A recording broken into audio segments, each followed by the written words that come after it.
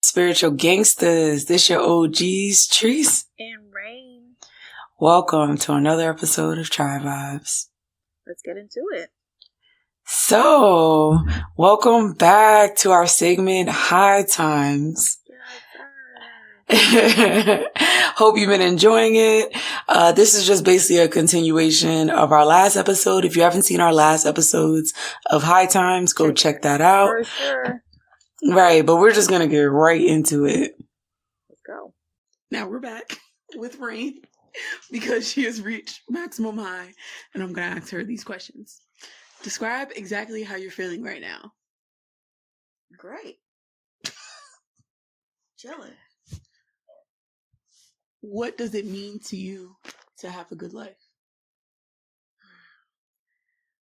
To not want for anything, in the sense that you have security financially.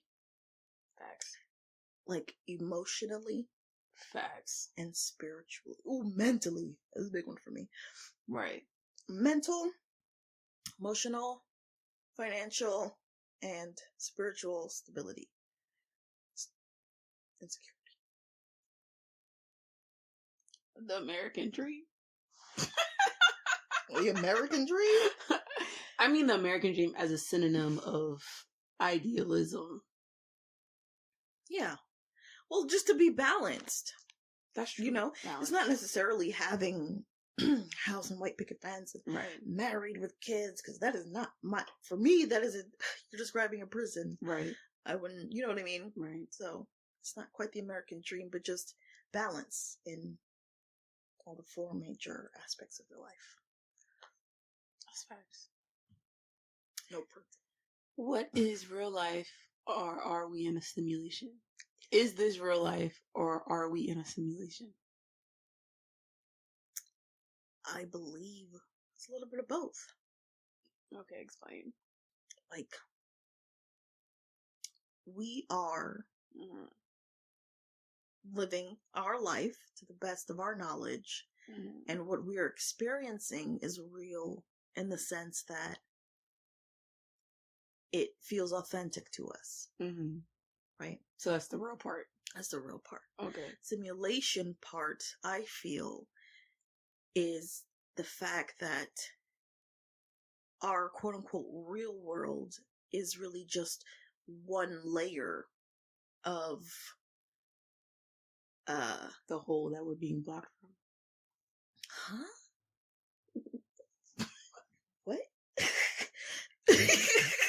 One layer from the hole that we've been blocked from. Oh! She's like blocking holes. What? I talk very metaphorically. Okay, yes, it's one aspect of the entire picture. Okay. One piece of the whole puzzle. And we're trapped in that. Exactly. Piece. So it's a simulation in the sense that it's not completely as it seems, but it's real in the sense that we experience it as an authentic experience. Yeah, I deadass want to go live in a tree. Like that forest we was in earlier. I just want to live there.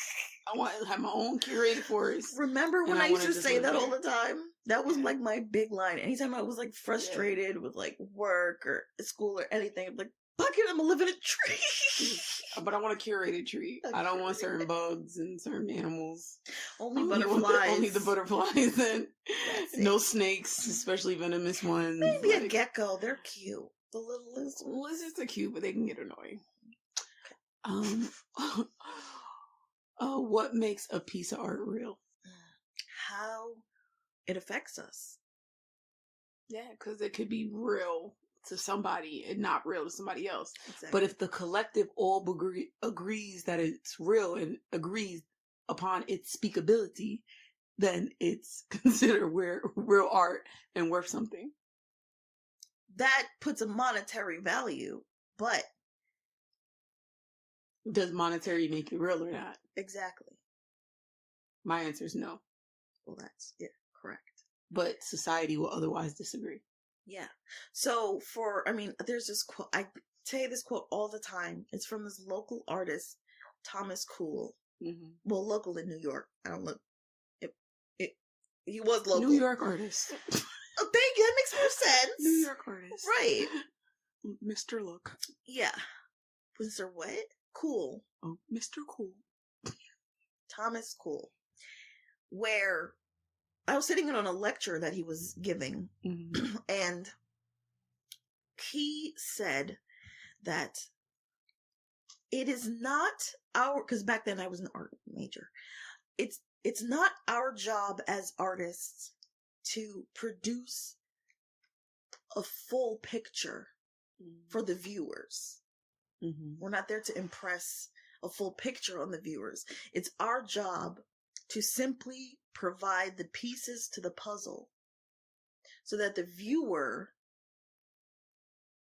makes its own picture, but it's different for everybody. Because the pieces may go in different areas. That's why artists never answer questions. Like real artists, they never really answer questions about where their true inspiration and things come from or what things really mean. Because, especially if you're an artist with integrity, because it's kind of like you're giving out the picture for people, but that's not how art should speak. Because we have an experience in creating art where it means something to us in the way that it came out of us, the way that we expressed it. Right. But if 4 people watch that expression, they get something different out of it. So that's why he believes, and I, mirror that belief, that all art is A, subjective, and B, damn, that was a really good B. Hold on. A, subjective. All art is interactional. Yes. And we create the culture behind the pieces, behind the conversations, behind the artworks, behind where it takes us. And then that's where you get art literature, art history, and this and all of that. Well, it's just like what I mean is like... what's important enough to discuss in those topics about like art history. So even connecting with society. What? You lost me. Continue. Just keep continuing. Connecting. Ow.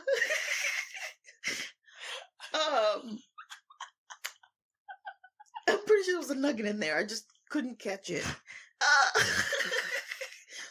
But what I was saying was that we, as artists have their own meaning, but any person or any audience as a viewer brings their own experience to their art when they're looking at it.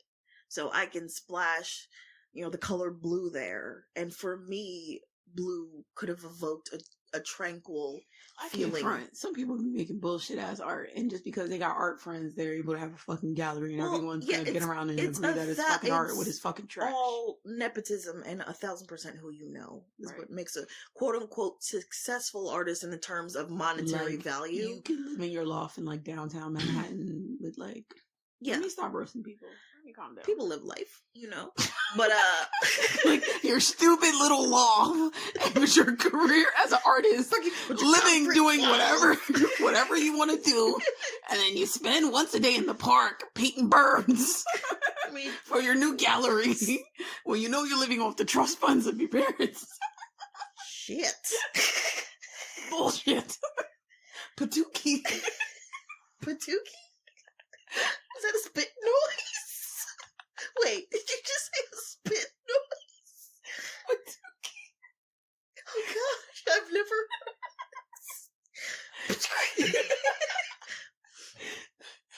Okay. Shove that patookie up your ass. What? Up your onion and twist it. Alright. Next question. Okay. Will religion be obsolete? No, and I mirror your thought in that people always need something to believe in. That was so beautifully said. Very apt. Yeah, people need something to believe in. Yeah. Because if they didn't believe in something, they wouldn't be doing what they're doing right now. But is religion in the sense of... in the sense of a belief system, or religion in the sense of the ritual aspect of it? Because me personally, I have a distinct belief system, but I don't consider myself religious. Yeah, I'm the same. So religion, does that question mean religion in the sense, like, specifically Christianity and, like, the rules and the constructs within that faith? No, I mean or belief system? Religion in general. Like back in the day, you can say our religion was like monotheistic or whatever we believe. And now we're Christian. There's gonna be something hundreds of years from now. There's gonna be something else. Maybe it'll be the one that killed the most people, and then saying they're holy after. Who knows? Okay. Like who that's So gonna be? the organized Because religion. technically, you can compare Christian. Well, this isn't a part of the podcast, but you can technically compare Christian crusades to certain places that people complain about. But the Christian crusades happened not too long ago, and you took out masses of people. Christianity is big, at least here now, because of all the people they killed, and it was attached to government. And then now, a lot of other right, the systems, same thing. So sometimes people put political party systems in hand with religions, and that reigns. I don't know if I'm making a point. I understand what you're saying. Like, you're giving evidence into why a religion will always be around because it's attached to everything. Exactly. So eventually a religion may evolve. If tomorrow I say I'm Kuda and I start small and I get big and then I get apostles and I get people believing in me. Right. And then maybe if I have enough economic power, I can have a Vatican-like system, or even like you saw like the Church of Sciences and their like pull that they have or whatever. Did we watch a documentary together or something? No. Scientology? No. We should. But then like you gain enough traction, you gain enough beliefs, you gain enough economic power, social power, and then especially if you kill a whole bunch of people, like, yeah, of course. But then you're indoctrinated into that, and that's going to be bigger. But because people are always fighting for something, wanting to believe in something, just like when people are like down and out in the worst, those were other people who want to suck that negativity, go out of. Yeah. Or like go to. To give them something. To give them something. Quote unquote, give them something to believe in. Right. So, I don't know. But you're speaking in the terms of like an organized.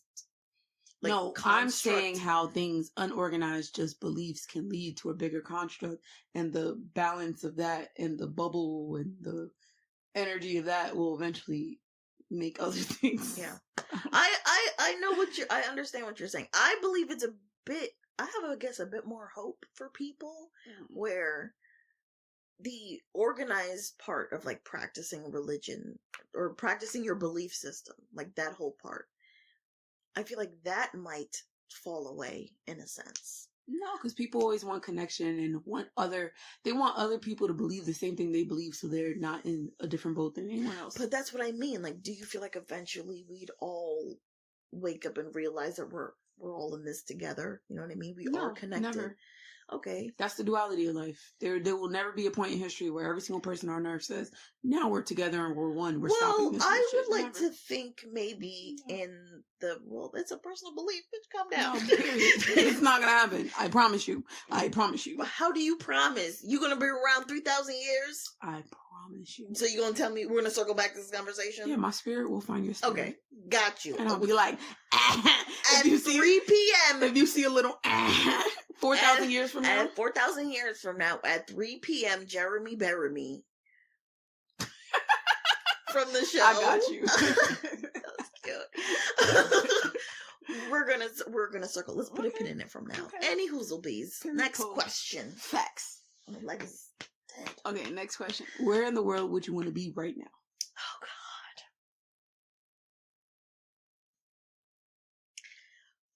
God. Personally, I would like to be in a tree hut. Maybe somewhere in Africa. Somewhere tropical. Mm-hmm. But not hot. Just breezy. Just breezy. And, having a spiritual moment. But with weed? Not necessarily with weed. I don't need weed to be spiritual. It, accelerates the process for sure. Yeah. That's what, a lot of people, when I was doing, ayahuasca and sapo and all this stuff, you have a lot of profound experiences, but people say it just hits you in the face Like, these substances take you to a place much faster, so it all seems Yeah. like boom, boom, boom, boom, boom, like, So it's I all have at ascended, once. like, type shit. But, like, your life is doing the same thing, but maybe slower, maybe in different increments. Exactly. It's like the comfort zone thing. Like, you slowly expand your comfort zone until it gets bigger and bigger and bigger.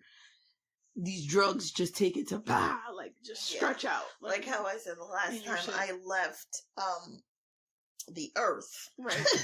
She went past the 6th dimension. Yeah, I was in different galaxies, and so I feel like eventually one day my energy might be able to do that. Right. But I did it within those 3 hours that one day. Right. The power. Yes. But I would like to be as evolved as you and realize that you are where you're supposed to be. Right. And to live in that moment. I don't know why I'm doing this so comforting. To live in that moment. Right. That was supposed to be a bow. No, yeah. Nah, That's I feel you. Very evolved of you. I feel you. No, but you know what the funny thing is? Exactly where I am. I truly believe that. Like, I know, and that's so beautiful. Believe it. Like, I would like to. Yeah. Like, that's aspirational. This feels great. That's aspirational. Next question. Okay. So that's enough for now. Check us out next week if you want to continue to hear the continuation of this High Times. But for now, I hope you got something out of it. At the end of the day, we are experts of nothing. We just out here in these streets. We learn from you just like you learn from us because we are a tribe. Until next time. Continue to vibe. My high ass. Hey.